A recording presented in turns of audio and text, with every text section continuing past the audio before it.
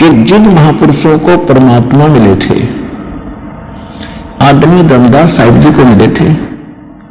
आदरणीय धर्मदास साहिब जी से कहा था कि आप जी सतनाम और सारनाम का जाप करते रहना, लेकिन अभी इस सतनाम को और सारनाम को सार्वजनिक नहीं करना, अन्यथा जो समय मैंने निर्धारित किया है, जब कलयुग 5505 वर्ष बीत जाएगा, उस समय एक बहुत बड़ी मुहिम छेड़ेंगे, पूरे विश्व को ज्ञान देंगे, सब भक्तों को सच्चाई बताएंगे, तो तब हम उसको उसमें सफल नहीं हो सकेंगे।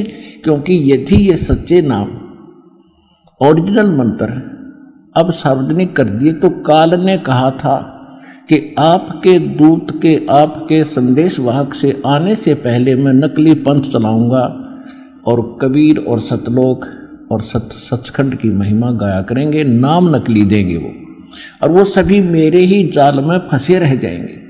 तो परमात्मा ने इसी दृष्टिकोण से उन महापुरुषों से जिनको परमात्मा मिले थे इस कलयुग में, उनको प्रतिज्ञा करा दी थी, धर्मदास मेरी लाख दुहाई, ये मूल ज्ञान कहीं बार न जाई, मूल ज्ञान बाहर जो पढ़ी, ये बिचली पीढ़ी हंस नितरही, इस मूल ज्ञान को तब तक छुपाई जब तक ये 12 पंथ मिट जाई।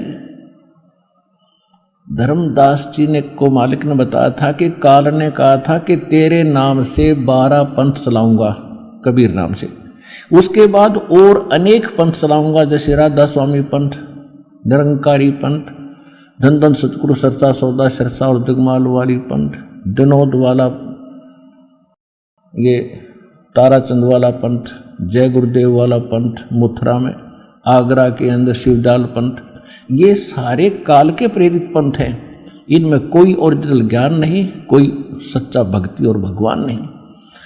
तो परमात्मा ने कहा था कि अगर ये सार्वजनिक हो गए मंत्र सभी, तो ये सभी इन काल के संदेश वाहकों दूतों के हाथ लग जाएंगे, और ये भी यही नाम दिया करेंगे उन सभी अपने अनुयायियों को, और उनसे लाभ कुछ होना ही नहीं, क्योंकि वो अधिकारी नहीं है। क्योंकि अधिकारी के बिना भी ये मंत्र काम नहीं कर सकते। जैसे कोई लाइसेंस बनाता है या पासपोर्ट बनाता है, जो एथोराइज्ड अधिकारी है, जो ऑफिसर है, वो बनाकर साइन करेगा तो वो बन गया, वो काम करेगा पूरा। और ऐसा ही कोई डुप्लीकेट बनाकर साइन कर दे, नंबर गलत है उसके, तो वो नहीं चलेगा, दोनों को हानि होगी। इस प्रकार तो धर्मदास मेरी लाख दुहाई, और ये मूल ज्ञान कहीं बार ना चाहिए। सभी महापुरुषों को ऐसे कहा था, धर्मदास मेरी लाख दुहाई, ये सार शब्द कहीं बार ना जाए। 2 बार कहा मालिक ने, एक बार तो मूल ज्ञान, जो मूल ज्ञान दास को प्राप्त हुआ है, ये आज तक कोई नहीं बता सका।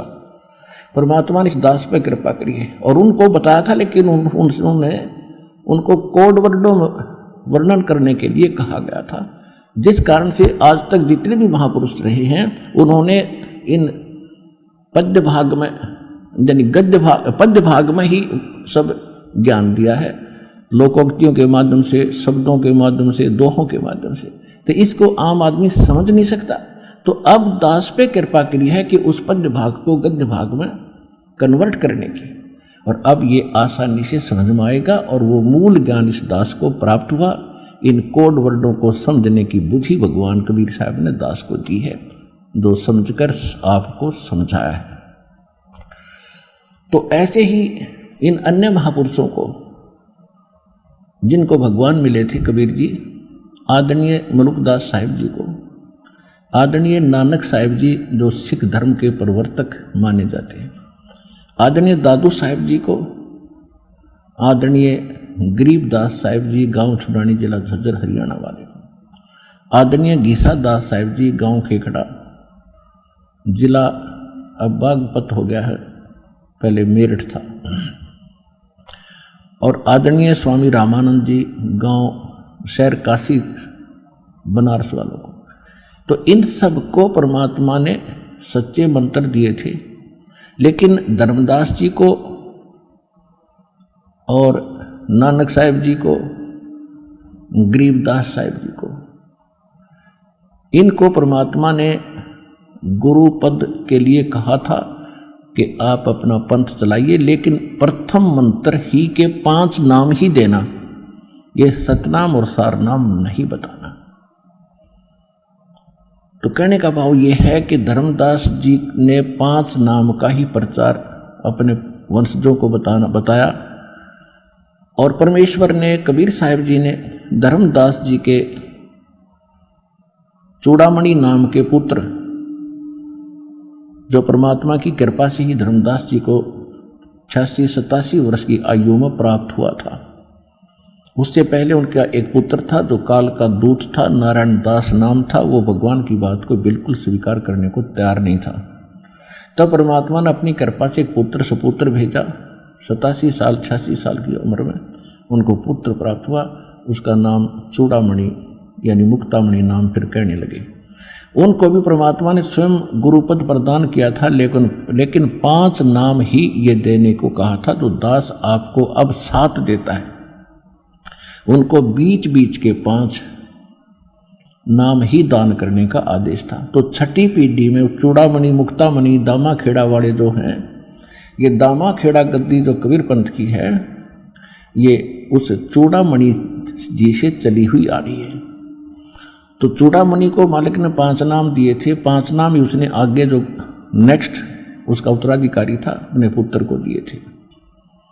ऐसे ये 5 नाम चलते आ रहे थे। लेकिन छठी पीढ़ी जब आई, उसमें किसी अन्य काल के दूत ने, नकली कबीर पंथी ने उसको भ्रमित कर दिया कि आप बात करते हो सतपुरुष और सतलोक और सचखंड की, और भक्ति कर रहे हो ब्रह्मा विष्णु महेश इन मंत्रों की, तुम्हारी अकल कहाँ गई। तो फिर वो भ्रमित हो गया वो छठी पीढ़ी वाला। उसने फिर एक टकसारी पंथ जो कबीर पंथ में नकली चला था, उस वाला मंत्र प्रारंभ कर दिया, वही क्रियाएं शुरू कर दी। आरती चौका फंड ये पहले नहीं था, वो मूल मंत्र त्याग दिए, जिस कारण से उस पंथ का भी काल ने बैठा दिया। और इसी प्रकार आदरणीय गरीबदास साहिब जी ने भी ये 5 नाम ही प्रारंभ किए थे, और ये 7 नाम लिखे हैं ग्रंथ में, लेकिन देते 5 ही थे। और इसी प्रकार आदरणीय नानक साहिब जी को परमात्मा ने यही आदेश दिया था कि ना तो सतनाम किसी को बताना, ये 2 अक्षर का, और न ही सारनाम बताना, और केवल ये 5 नाम देना। यही जो दास आपको देता है, यही 5 नाम का आदेश दिया था। लेकिन ये 1-2 गद्दी वालों ने इसका निर्वाह किया। उसके बाद फिर ऐसे ही सिख समाज, क्योंकि ज्ञान तो है सतपुरुष और सतलोक का, सचखंड का, तो उसमें ये भ्रमणा फैल गई कि अभी नाम बात तो हम करते हैं सतलोक और सचखंड की, सतपुरुष के अतिरिक्त हम किसी को मानेंगे नहीं और देवताओं की हम पूजा करेंगे नहीं।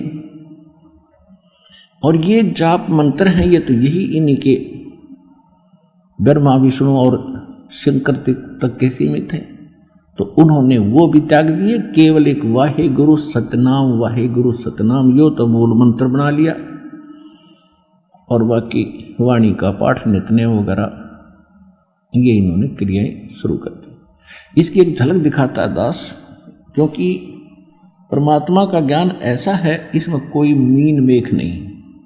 लेकिन ये सिद्ध कैसे होता है, ये तो उनसे सिद्ध होगा जो क्रियाएं वो पंथ कर रहे हैं, और उन्हीं में लिखा होगा तो प्रमाणित होगा कि सचमुच वो ऐसा ही करते थे।